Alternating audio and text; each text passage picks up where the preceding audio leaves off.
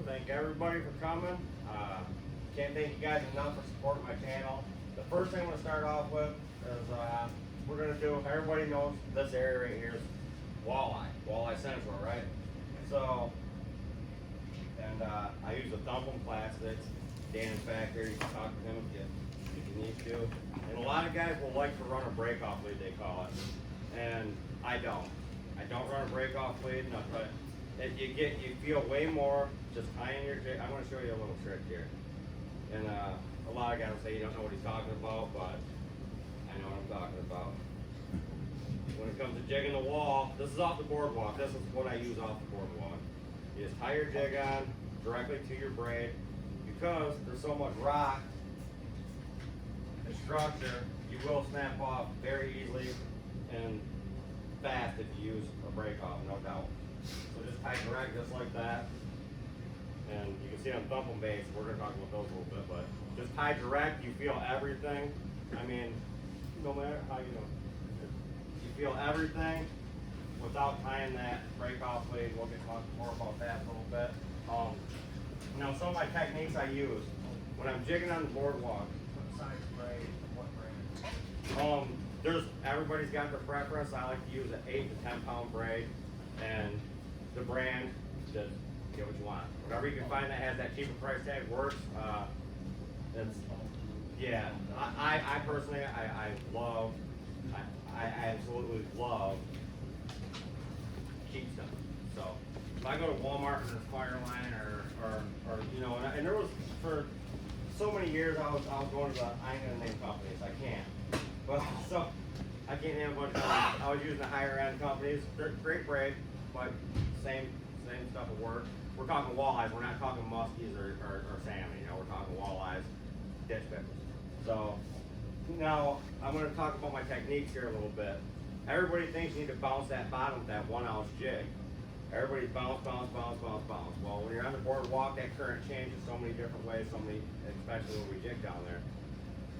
And sometimes you gotta treat that bottom at halfway depth. So if it's 12 feet, I'm talking fish 6 feet, but act like that's your bottom. And you'll pick up a lot more fish because them walleyes are obviously suspended. You can see them, you know, you can see them chasing minnows. So wherever that bait fish school is where them walleyes are gonna be. So when you're jigging off the boardwalk, you can always get them on the bottom because they're down there picking up crayfish and such, but I catch a lot of my fish midway down, and that's one of my secrets. I ain't gonna give away too many, because then I'm gonna, yeah, sir. You're talking about catching at night, right? You can see them, chasing bait. Yes, we catch them at night, but I've been down there. I can't tell you, I don't know how many times are we all done with a 5-man before it even gets dark? A lot. A lot of times. And you don't have to be on the bottom to do that. We kind of go down an hour before dark. The sheep had to come rolling in, and they're fun to catch, but I like to stay away from them because they will string some hooks. I mean, we have huge sheep that are around here. Huge. But same thing with the boat when you're jigging. When I'm out in the lake, everybody's always bouncing the bottom. That's the thing, is to bounce the bottom with that jig. You don't have to do that. Treat that bottom. If you're in 24 foot of water, try it at 7 feet below your boat. Find where those fish are. When you find where they're at, you're gonna pound on those fish. So you don't have to have that bottom. You got to just pretend that's the bottom and try to stay vertical. Everybody says you need to be vertical for walleyes and jig. You don't. You don't. And I've heard other guys say you have to be straight up and down. And my buddies I go with will be like, "Are you straight in the boat?" Or I'm like, "Dude, just catch fish. You don't have to be vertical." I've had so many times where we've been whipping walleyes and I'm jigging off the side of the boat, bouncing the current and pulling out walleyes. I'm sure you guys all have, you know. So there's so many different ways to catch these walleyes. Jigging is a great way. It's a very fast and productive way to catch fish, and this is the jigging town, but you know, there's the whipping town. That's what I'm going to get into a little bit. I'm going to show you how to tie a stinger. If you haven't seen my video on how to tie a stinger hook yourself, these guys got stingers over there, and they also sell them by the pack. You can tie your own. That's the best way to do it. You can get a big bag and tie your own, and that's the best way to go about this. But we're going to talk a little bit about whipping here for a second, because that whipping is my favorite for walleyes. Whipping is absolutely, and it goes all year long. If I could get my boat out right now, I'd be whipping and I'd be pulling limits, no doubt. But these Latham customs here, and there's so many different colors. Just check them out on Facebook if you haven't. I'm sure a lot of you guys know who John Latham Customs is. but his rapalas are absolutely amazing. But I'm going to show you how I tie these leads. And here's the thing. Everybody's got their own preference. I got mine. I got the one that works for me anyway. So I go. They're like, I'm running 5.5 feet. I go, okay, there's that, and then I'll go, okay, 5.5 and a 7-foot lead. So there's that. That's how I do my leads. And then this is. And everybody takes so long to tie stuff together. I don't know why. Like I said, we're fishing for walleye, not sturgeon. So you just tie a knot in your line. Simple as that. And then I take the snap swivel with the barrel off of it. I do not use barrels on my snap swivels on my rapalas. Absolute don't. And if anybody got any questions about that, you can ask me why, but I do not use barrels. I'm sure you guys know why. Just tie that, after you got that knot in your line, just tie an overhand knot. And you pull it down to that knot, and it ain't going anywhere at all. That's how quick you tie that on. This is going absolutely nowhere. I brought my line cutter, but I use my T-3 line cutter too. And console plugs do work great. You tie it up with that, so you take the barrel off? I take a barrel off the snap swivel, yep. Absolutely. Because I've watched it happen where a lure will get back there and it'll roll with that barrel swivel on there. But then you're going to have a bunch of twists in your line and it'll kink up and all kinds of crazy stuff can happen. So, I thought that was the whole idea to have the barrel swivel, so you don't get line twist. yeah, that will line twist, trust me. Okay. Run the snap only. I've learned my lesson. And then the same thing, or I already broke it.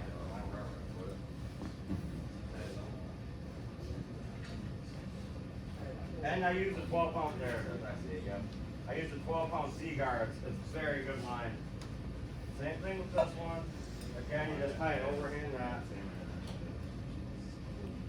Leave yourself enough room. And my wife knows, we do a lot of trolling for salmon out in the boat, and I've used this on salmon with my 15-pound test and pulled in 30-pound kings over on the east side, well, 24, we'll call it 30. But you just pull that down to that knot and it will not go anywhere. It's the same knot I use for everything. Salmon, it don't matter. We'll call them 30 pounders though. My 30 pounder.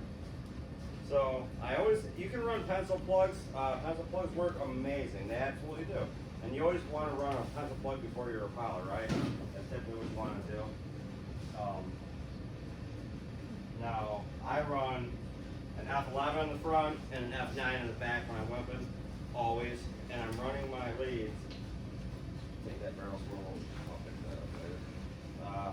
I run my leads 18 inches, 12 to 18 inches off bottom, depending on if the water's muddy or if the water ain't muddy. If it's super clean, I'm running 12 inches off the bottom. People go, man, that's low.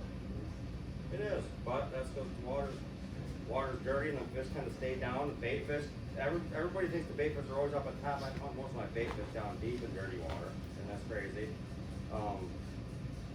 It is great, but it depends on where you're at in the river too.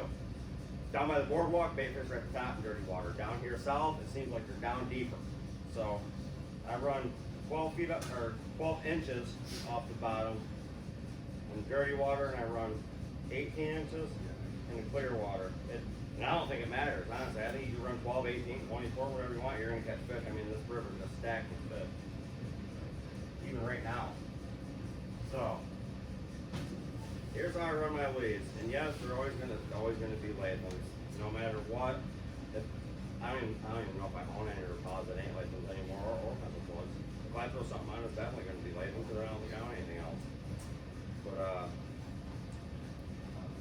here's what my lead will look like here.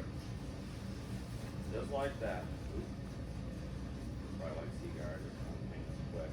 So I don't even know if I'm gonna hold this up. That's what my lead will look like for whipping a walleye. Just like that right there.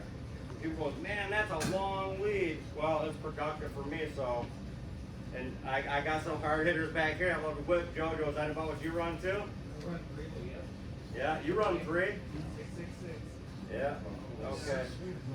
Yeah, that's a. Wow. I've run 3 before too. I have. Well, yeah, typically, so you run a 666 lead, you know, yep, okay, so that's a good one to run. That's how I do my whipping walleye. What's that, buddy? I don't know if I'm the only one, but I don't quite understand the terminology of whipping. Okay. And I'm not done. A lot of I'm not trying to say this, we just heard a lot of old timers call it chugging. Yes, okay, so now you know whipping it. Yes, yes, now,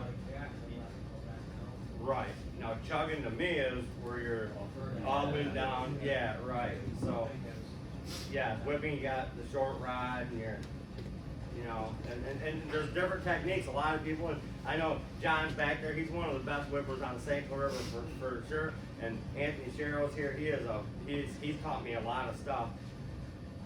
And sometimes, you know, everybody will get that same pattern, that kind of lazy pattern where they're just, but sometimes it's just a twitch of a rod or a flick this way or a whip hard forward and kind of work it back.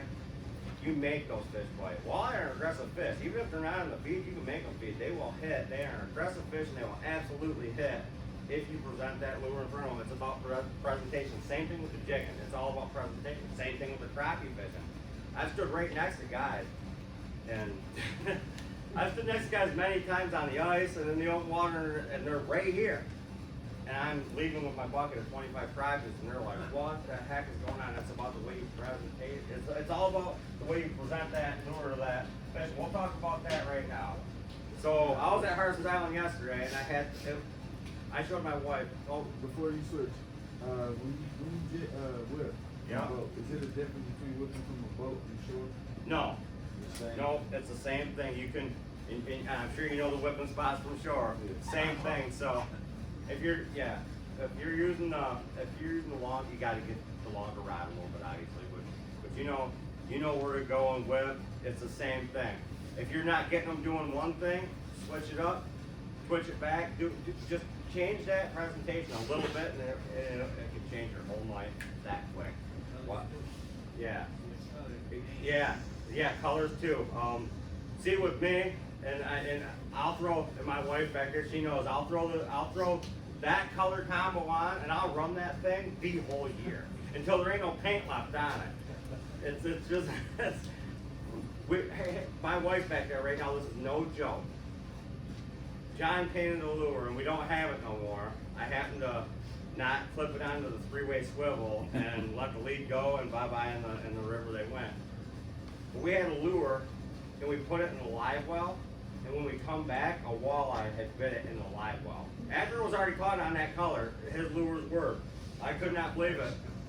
And Willie was in the boat. Willie, that's behind the camera maker. He's like, "Hey, where'd that lure go?" "Oh, it's in this walleye's mouth," and it was inhaled. I'm like, "What?" But same thing with the crappie fish. And I was at Harson's Island yesterday, and I had caught the biggest bucket.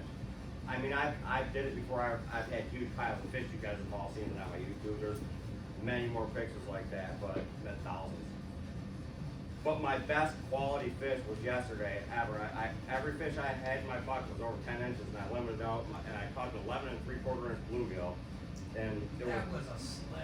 yeah, that's I mean, yeah. I couldn't tell until you put it by the bucket for reference, but it was like, Yeah. man, I'm like, It looked like a pie plate with a mouth. I know, it was huge. But the little Thump plastic on there, obviously I'm running at different depths and stuff like that. Now, a lot of times I don't use a bobber. So this is one of these rocket bobbers. They're amazing. You can catch pretty far with those things. And then literally with this bobber, my brother yesterday, he's waiting for the bobber to go like this in the sink.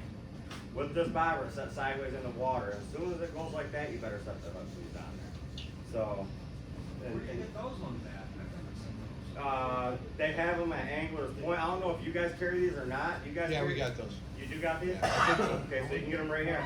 No. We're on stock on those. Oh, we're out of stock. You're out of stock, but when they get them, you can get them right here. So So they lay sideways? they lay just like that.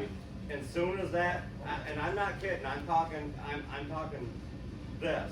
When it goes like this, there's a fish on there. When it goes like this and starts bouncing around, I'll just jiggle the tip of my rod because that's usually a tiny fish. I don't want to do with him, but when it goes boom and starts going sideways a little bit, you know that's a crappie. Or Because crappie, what they do is that, and I've talked about this in my video, they feed up. They set down lower and they feed up. In the springtime, when it's real hot out, they'll set right at the top of those docks and they'll look, they're still looking up. So, a lot of times when I'm catching them crappies, I'm picking which crappie I want and I'm dropping that jig real slow and like my wife back there laughing. I know she is, but she watched me do this. She's like, wow. But I'm setting that jig as slow as I can in front of that crappie. As soon as it gets from it, just go gone. And you got to think about that though. You know, when you're doing that, say if you're catching fish in 8 feet of water and you're catching them in that mid water column 4 feet down, they're gonna want that same presentation, no doubt. And you want to. It's all about presentation. And I can't stress that enough. Everything you fish for is about presentation, right? Like I'm not a bass guy. My kids, my twin boys back there, they love bass and pike fishing. My stepson, they love to go down to the creeks and catch a pike. I go down there and I get schooled. And I'm asking these guys, I'm like, hey, hold on here, what the heck am I doing wrong? Because I don't know. That's more of a cast and reel and a jerk, and I'm like, this ain't for me, you know? I'll be back in the back corner trying to catch crappie and gills. That's just me. But it's all about presentation, and I've sat there and I've casted and reeled, and my buddy Mike back here is one of the best river steelhead fishermen I've ever met. He's standing right back here. When I first met him, we were working at a factory. He come up to me, he has this long hair, he goes, blah, blah, blah, I like to fish. I looked at him, I said, man, you don't know how to fish, and he taught me some stuff. Well, he taught me some stuff. I thought I knew it all until I met him, you know, about steelhead fishing in the river, and he knows the stuff. But the same thing, it's about presentation. He's like, yeah, you can come down and fish with me. We're all black, we're dark clothes, or we're not gonna catch anything. I'm like, that makes no sense. I went down there with bright clothes. He's like, up the hill, you know.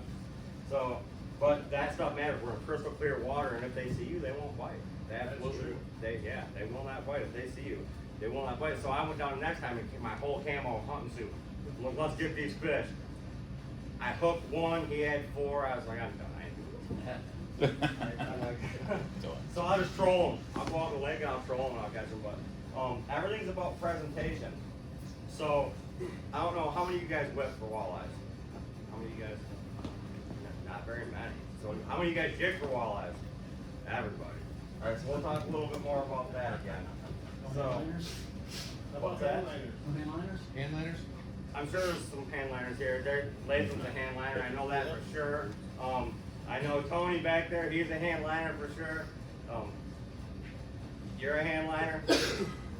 I used to handline a lot when I was younger. I handlined with Tony's son quite a few times. Very productive, very fast way to put fish on the board. And we found the best way to catch those is when you use those, I like to run 2 leads when I'm handlining. So if we're gonna talk about handlining here, that's fine. I like to run, everybody likes to run 3 and it gets crazy. I don't like tangles. I don't like messes because I'm the type of guy that'll start cutting stuff off and just retying from new. I'm not untangling stuff for an hour. I'm not doing it. So I run 2 leads, and what I use the handline and shanks where they got the clips on those.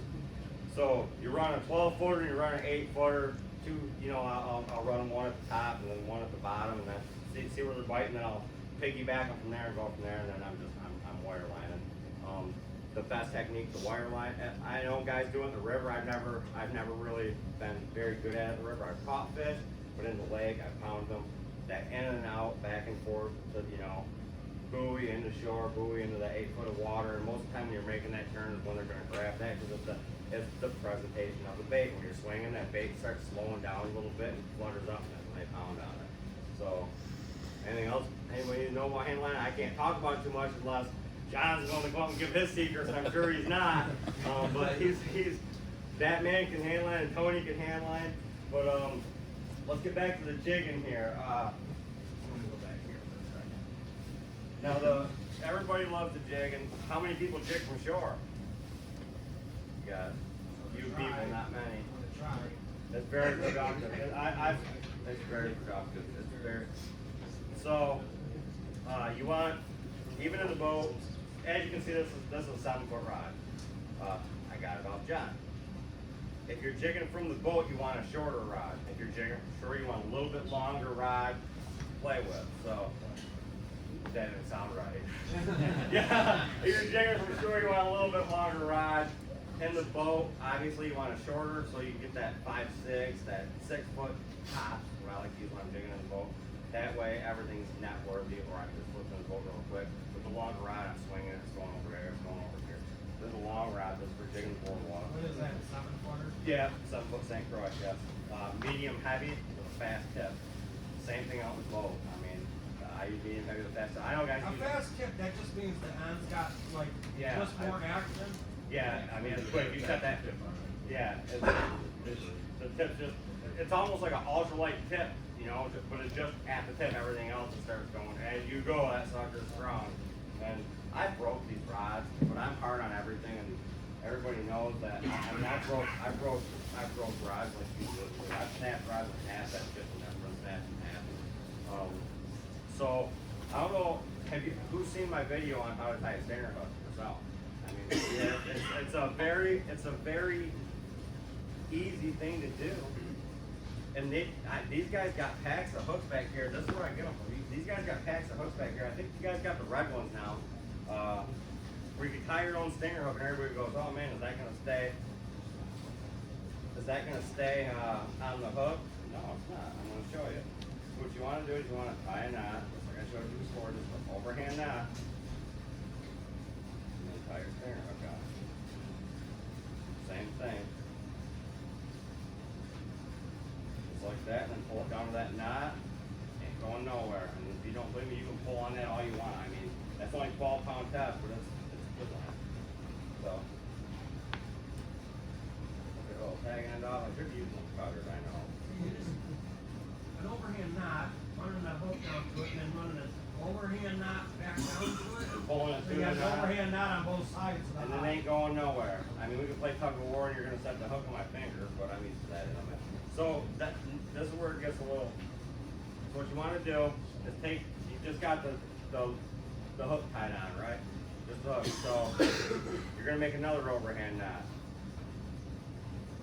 Wherever about you want that stinger length to be. So let's just say I want it to be about that long, so I'm gonna pull it tight right there. Boom. And that's how long that stinger is gonna be.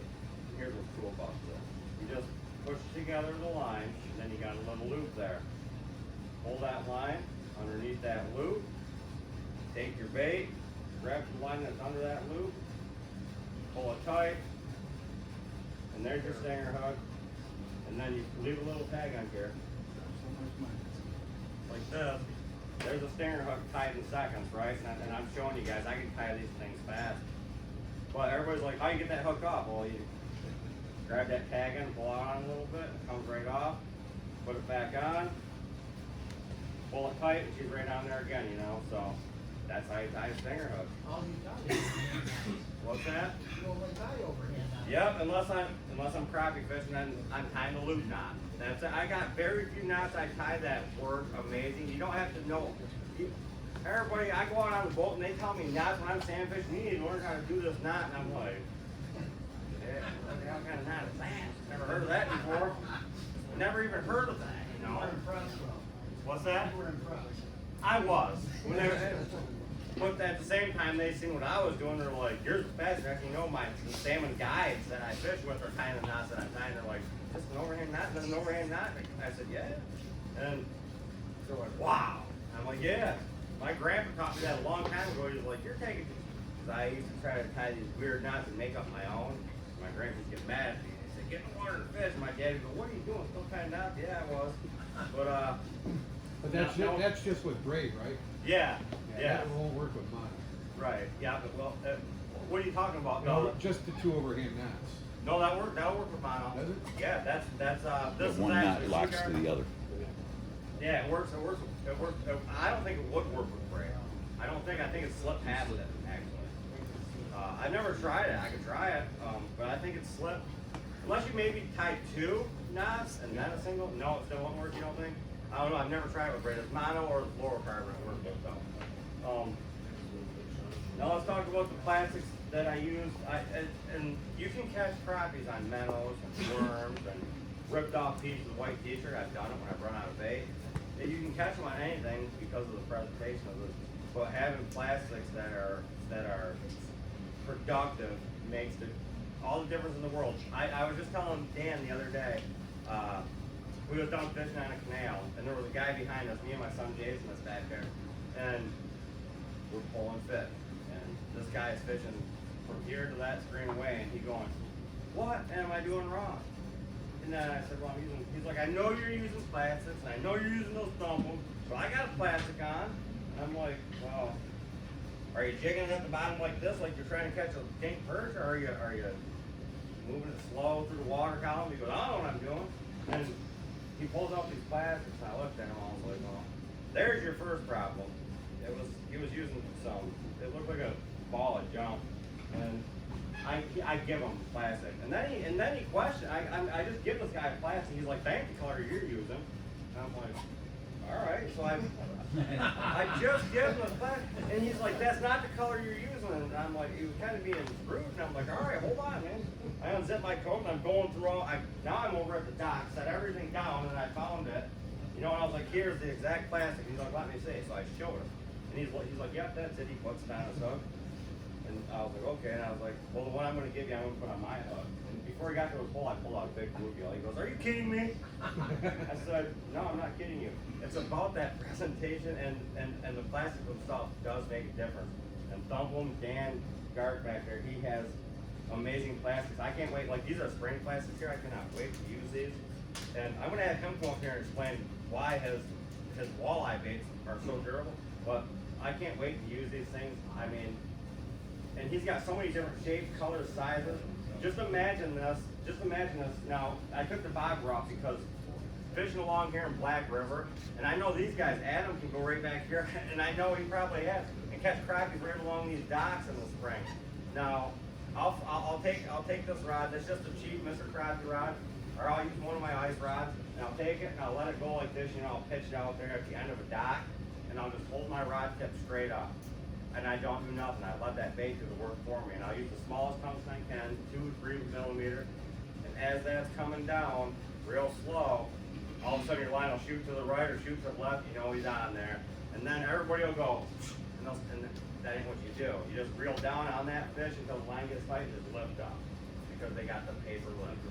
So that's probably the best tip I can give for crappie. Let the rod do the work. Don't yank on them. Don't Bill dance them, because you're just gonna rip it right straight through their lips.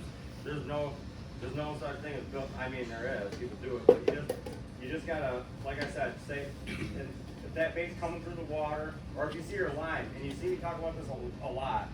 If you see your line kink up a little bit, that crappie's got it in his mouth. No matter what, unless you're at the bottom. If you ain't at the bottom, you know you ain't at the bottom, your line kinks up and it ain't going left or right, still reel down until it gets tight and just lift the rod. Is there any type of fishing in the area where it requires or it's a benefit to have a real low diameter, low visibility line? In this area, no. On Lake St. Clair, people will say yes, I say no. As you can see, my line's high visibility yellow here. On all my ice rods, it's either orange or blue. It's something I can see, because if you got a clear line on there, and you're dropping that, and when I hold my, I should have brought an ice fishing rod, but when I hold, this ain't an ice fishing seminar, when I'm holding my ice fishing rod, I'm holding it like this. So when I'm dropping it down the hole, okay, and you'll see what happens when I hit the table here. When I'm dropping it down the hole, and I'll stand back away from my hole, that's another thing. You stand back away from your hole, because crappies are very elusive. You guys know this. They're very smart. You make one wrong noise and that's it. They're done. They'll shut right down. But when you're dropping that lure to slow, and I go slow. As soon as it hits that crappie's mouth, that line kinks up right there. You set that hook. But this is the thing. That's why you want a high vis line. You can't see that line, and a lot of times when they're kinking that line, they're kinking it below the hole. Not even a leader? Nope, no leader at all. I use all high visibility line, even in the spring, because I fish a lot here in Black River. The local marinas, any log jam you find. This is another thing that nobody realizes this.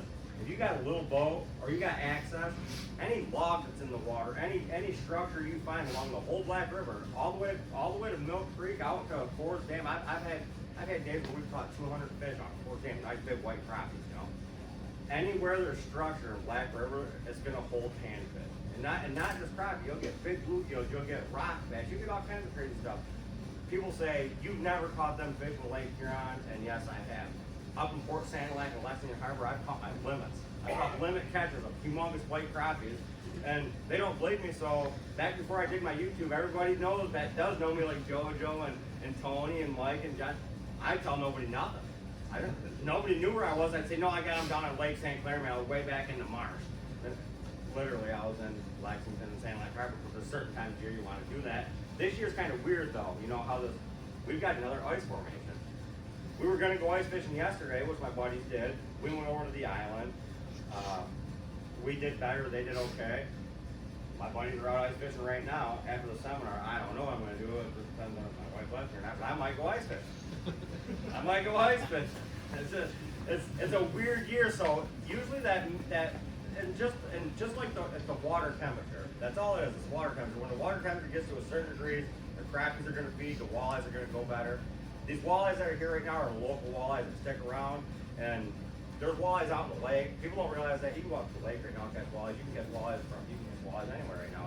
And everybody, I remember growing up, everybody would say the walleyes are gone. They've left the river. You can't catch them, but you could. They're always here. There's always walleyes here. You can always catch walleyes. I've caught walleyes in between icebergs fishing with his son, crazy son. Had me so scared many times. Don't worry, no icebergs are coming, and we're fishing in between icebergs, catching fish, even out in the lake, jigging. And I'm like, we gotta go. Ice jam's coming. Next thing you know, we're in Marysville getting off, and I'm like, oh my god. But yeah, I don't do that no more. I fish with the sun, but I don't fish with the sun this time of year. There's no way. But this year's weird though. We've had 4 first ice. We're gonna have 4 last ice. And then hopefully that's it. I want that water temperature to come up because I want to get out walleye fishing. And I know there was nights, like you guys seen in my fishing reports, there's nights my buddies went down in 15 minutes and jigged their walleyes off the boardwalk already. And then 2 nights in a row they get nothing. Last night I know a guy, he was down here fishing just on the other side of Black River. And he got 2 steelhead, 4 walleye, and a really beautiful brown trout. And I have not seen the big river browns around here. And I seen one caught last year. Somebody caught a jigging. His name was Logan Lackey. He fishes. He's a Lake St. Clair guy. He caught a big brown jigging out in the lake right by the buoys.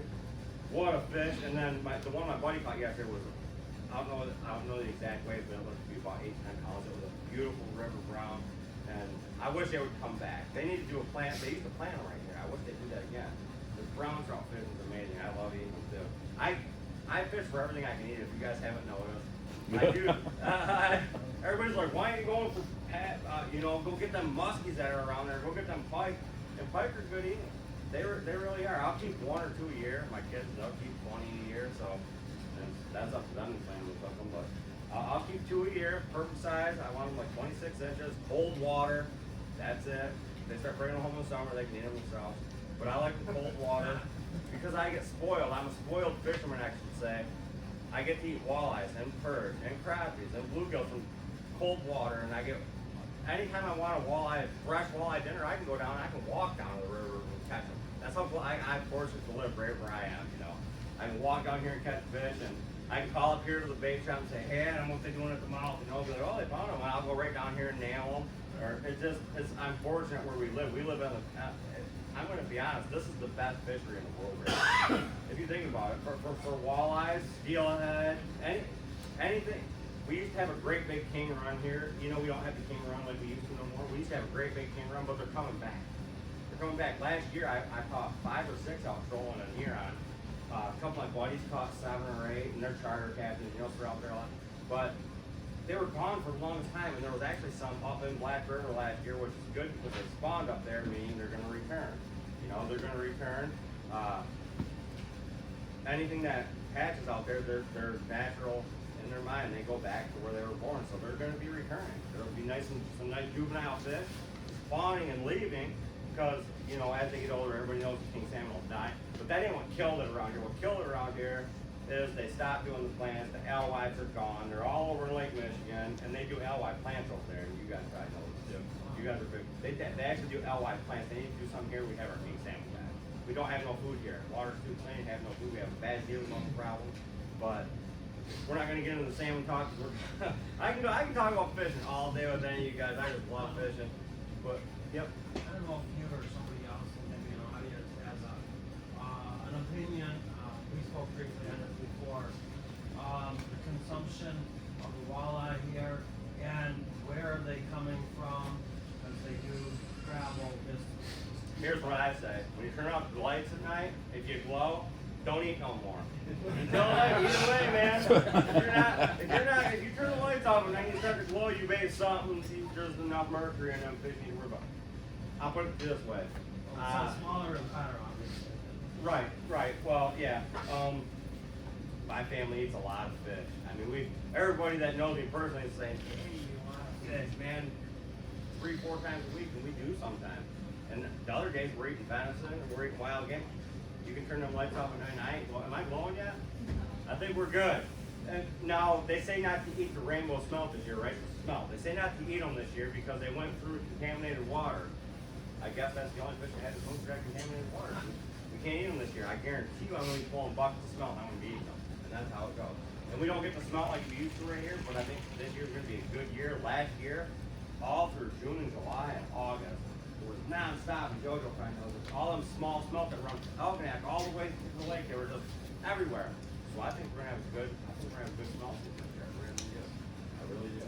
And then, the up north guys that ice fished them had a great year on them this year. They ate them, they ain't blowing. But if the contamination in the water, that's been ever since I've been a kid. I've heard about how polluted our waterways are and this, that, and the other. But you got to think about it. There's guys going fishing Flint River, jigging those walleye for 30 years, and they're not glowing at night. I used to fish with guys that are 80 years old, been eating them fish from Flint River for their whole life, So I don't think there's that much of a concern. Now, if you ate 5 meals of lake trout a week for 10 years, yeah, you probably get cancer.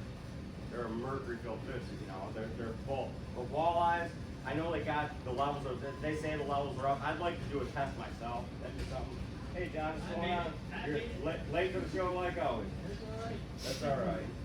That's my father-in-law. There's only one way in this place. Yep, well you can let around your daughter back there. Oh, kids. So the mercury levels I wouldn't worry about. What's with the lake trout? Lake trout, You just feed more in the bottom there? they're an old fish. You get a 20-pound lake trout. You're talking about a 10-plus-year-old fish, 20-year-old. You get or 10-pound lake trout. You get a 20-pound lake, or you're up there. You're in pretty much 20-30-year-old fish. You smoke them real big. Yeah. Rip all the stuff off. Yeah, because all that stuff comes out, and that's the best way to do a lake trout anyway, is put them on the smoker. The reason lake trout are so good smoked is they're a greasy fish, right? So anything smoked is walleye, all of it. Yeah. Yep, sure does. When you gotta get that skin off. Yep. So, and a lot of the chemicals, and you guys have seen my fish clean videos, a lot of the chemicals set in the belly of the meat is the fat, right? Like that's where cancer grows, is in the fat, and then it gets into the body. All that stuff is in the belly. That's why when you see me whipping a fish, I'm cutting that belly right out. People going, hey, you're wasting meat. I saw that on your video with bluegill leaving the belly meat on. I'm like, oh, everything so makes sense. Yep. You're losing what? By the time you fry, it's gonna curl up and be gone. So I just clean my fish the way I clean my fish. And people like it, people don't like it, but you guys know I can clean some fish, man, with a hand knife. But either way, that's about all I want to talk about on the crappie fishing. You guys are gonna see lots of videos of that. That's some of my favorite fishing. But I want to bring Dan up here real quick. I want to bring you up here real quick, Dan, to talk about your baits here, because you can explain them better than I can. That's for sure. And when he showed me this, he sold me on this. So. You've been using them long enough. I've been catching a lot. That's my go-to for walleyes and for crappies and bluegills and perch and everything else under the ice. Yes, we have about 13 different bait styles, but I guess I'll just start with how we began. A couple years ago, I was looking for some custom colors, some custom makers, and I couldn't get anybody to do anything custom. So I knew a guy who used to make baits like these, and I called him up, and he had shut down a couple years before that. And I asked him if he got rid of his stuff. He said no. We made a deal, and I went and picked it up and started making my own baits. But one thing turned into another where I was making my own, and then my buddies seen what I was using, and then they wanted them, and then they started forking money over for them. And then it ended up turning into a business. But we got 3 different size split tails. The one that Sean showed you on his ice rod right here is a 1.5 inch. We use those for crappies or ice fishing. All the split tails are the same body style. We have a 3-inch for the guys who like to either drop shot or jig with the 3/8 ounce jig head or smaller. That's what I use over here. I use it behind the filtration plant down here behind the old Y off the bank. I even use them up at the bridge in the slack water where it turns around. And then we have a 3.75 inch, which is a 1/4 inch shorter than your typical 4-inch finesse, and the body style is a little bit thicker and it has a thicker belly to it, so it's not the straight flat back, but it does have the thickness to be able to handle the bigger jig heads and the shanks. And then we turn around and didn't want to have to go through a lot of baits, because you have to buy a lot of baits when you're jigging because they'll rip out easy. So I made it softer, I gave it more action, I tested it with the jig head shank, the hook that comes out of the back, and they last longer with the teeth of the walleye, or even if you start ripping out where the hook comes out of the back, you could just pop that hook back in that bait and pull right back out right next to that rip and just keep right on fishing. I think the highest number of fish caught on one bait was in the Detroit River last year, and it was 37 fish on one bait. Yeah. Wow. And like the 3-inch, I use the 3-inch lot here and in Holloway Reservoir. And when I fish over there, I use a 1/4 ounce jig head. And there's a lot of rocks, and you snag up. And when you go over there, you donate. You better be able to donate to the fish guys, because that's the way it is. But I've taken several baits over there and put them on a hook, caught a limit, left it on there, went back again, caught another limit, left it on there, then I'd end up snagging and losing it. I'm like, man, I want to see how many fish I can get on one bait, but I never really get that far because I end up losing it to all the rocks. So I stopped, I want to stop real quick. My wife knows I got one hanging. I stopped on one of your purple, it was black and purple. the Papirian Night.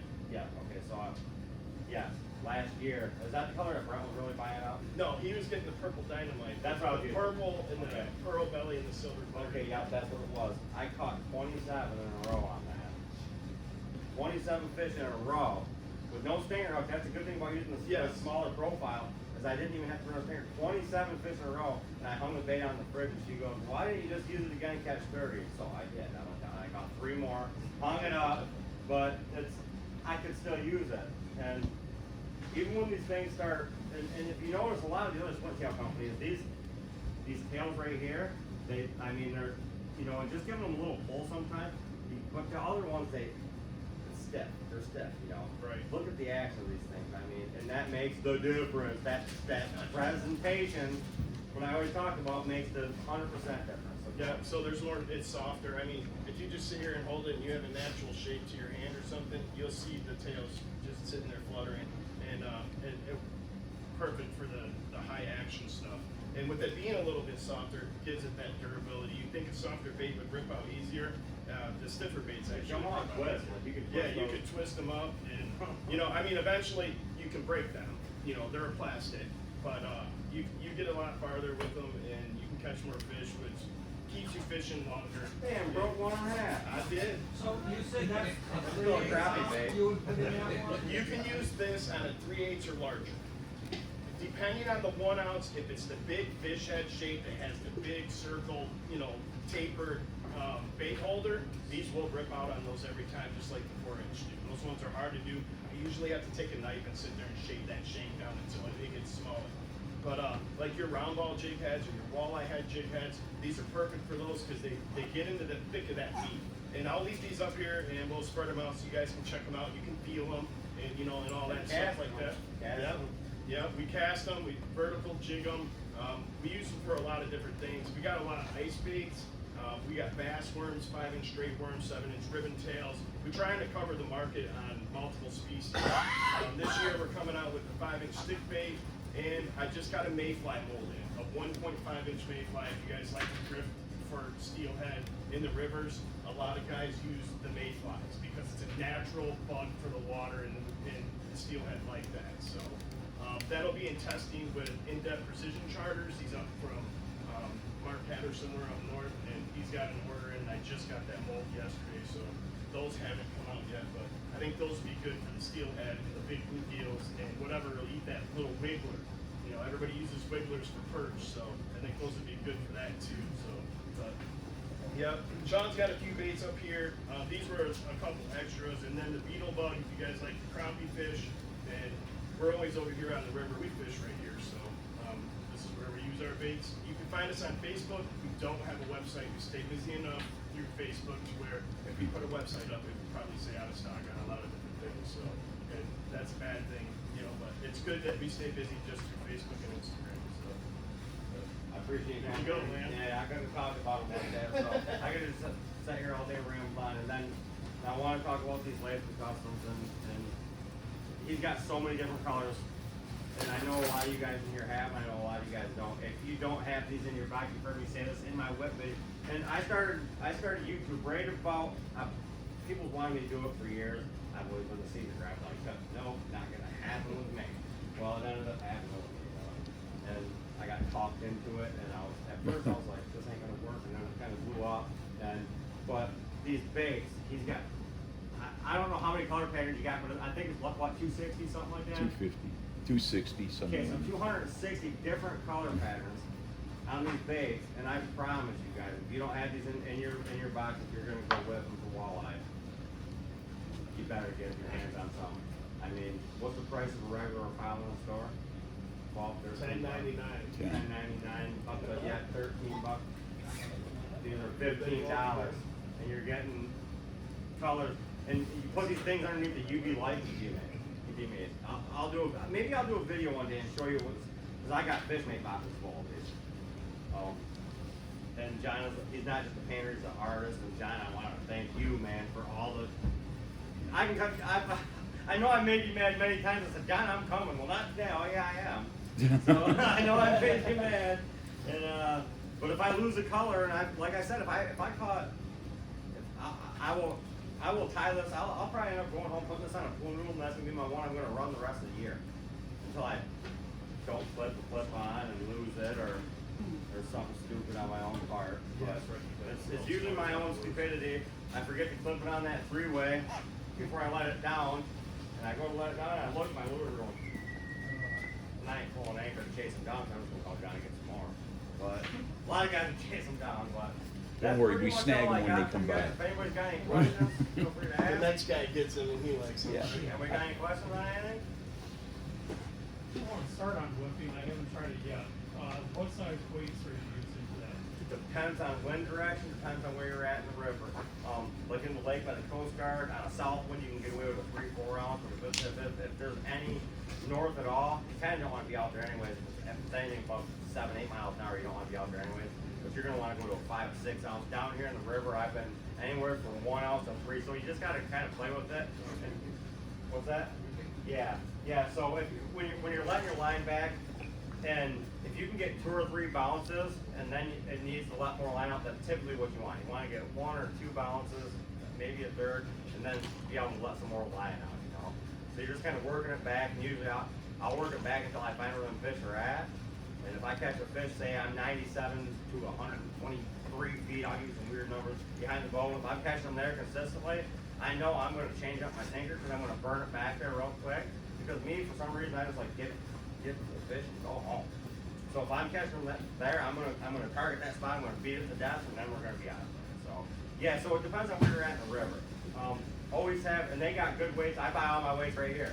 So go over here and grab your weights. In my box, what is it? We have half ounce up to 5 ounce or 6 ounce or something like that, right? Okay, so we got half ounce all the way up to 6. You never know what you're gonna use.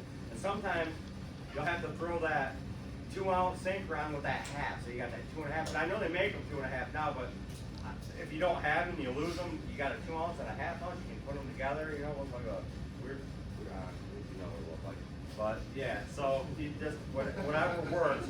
You want to be able to bounce it back to where it needs to be. That's. Do you have so many kids? Yes, I do.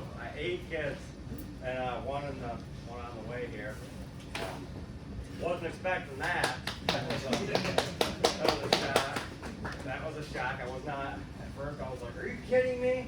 And then I was like, oh, Should have came over. Sorry, I didn't know you were. Well, I stopped it the first time he said he was. I mean, It's extra fast action. oh yeah, really fast action. Basically, so, I mean, you get all that sensitivity on the end. You go for the hook set, it comes out of the action into the backbone. Right away. Good hook set. Oh, it's a nice one. I put in an acid I wrap have on one this. for casting from shore. A couple For different jigging. terms for acid wrap, basically you line go from top to bottom. So you can use the bait It's canister. not a shore. know, so many people were like the big master. What do you mean? Because when you look so much the same. I can't stand them. So you don't. I love them. I know, I love I don't know, those. once I got used to it, I was like, To me, Looks like you put any reel on that though, right? cast out Any at 2 reel on o'clock that though, with the right? jig. well, you don't want to see So it a couple times you gotta bring it back because it'll do Because of that weeks, nub? right? no, because you're rolling to the top side. Oh, I got you. Okay, so that's not for bait I cast. do some spin rod setups. They're the most common one. And by It's crazy. getting the eyes at the bottom, I was able to space them out a little bit more that way. When you're like that, your line's not touching the line. And then your line runs on that. So getting that line to the bottom. Some people just like that feeling of having the line on the bottom. I like the long rear handle on these here, so I'm jigging. You know, you got that short rear grip. Kind of need a little more pressure on your wrist hanging on to it. With that long one, I keep my elbow and tuck them right in there. Loose grip on the hand. Same on your arm. Step, you got all that leverage right there. The handles are made of carbon fiber. It's a carbon fiber over. So what's with the eye on? Really sensitive. Oh, okay. Super So sensitive. it kind of hums or vibrates when you, Yeah, I do. when you get a little bump, like. They say it's more sensitive than the cork. Weight wise, they're right there. I've weighed so many of them side by side. Weight is right there. It's twisted so that you can't use the rod instead of like this. So if his rod's different, this is the difference. So here's my assassin, see how my eyes are on the top? This setup twists it around the rod and it goes back to where the eyes are on the bottom. Okay, so More every like a eye. spinning rod. Okay, so yeah, so every eye kind of turns with those, right? Yeah, it's just right here. It's a quick You're not getting the rank at any point. What's that? Yeah. That's cool. On these rods here also, this hood that I put on there, it's actually one of the more expensive parts on the rod. Now you say you can't use a spinning reel on that? You would not want to. Because it's gonna be too high coming down.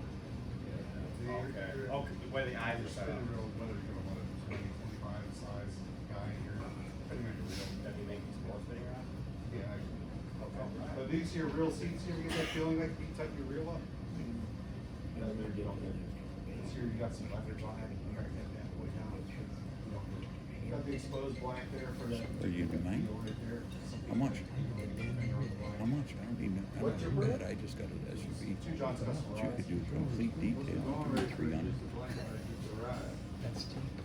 You know, so, I'm just gonna get it for 250 in the city. Well, yeah, I would trust you on the best job. Yeah, I was looking at this. Because you're fussing. Yeah. Mark over there in the day, I should be redoing everything. I mean, that's our market. And you're gonna go downward, now you look down. There's no weight in these things. You wanna sell it? It's worn out. It's worn out. It's a piece of worn. I mean, I started with, Yeah, are you gonna buy it? started making it myself. Yep, That's how it starts. Crazy. I'm on saltwater trips and people are like, we're on on a trip where these guys $700-800 rods and I'm like, I'm gonna make my own. I guarantee I'll last money on first. Then I started building rods. You should be fucking done. Get on a trip, I'm like, man, did you get that? Like, I made it. That's not a bad price. Now it's. Yeah, It just goes to there, I have the same problem. I can't keep, I never have every color is ever. So I mean, I get all kinds of rods. I did a film for Jigging, because when they got into it, no shooting diamonds and bracelet diamonds, or anything. And they filmed the whole thing right alongside my boat. He said, they were smart, very good. Better than more than fishing. Promoters, you know.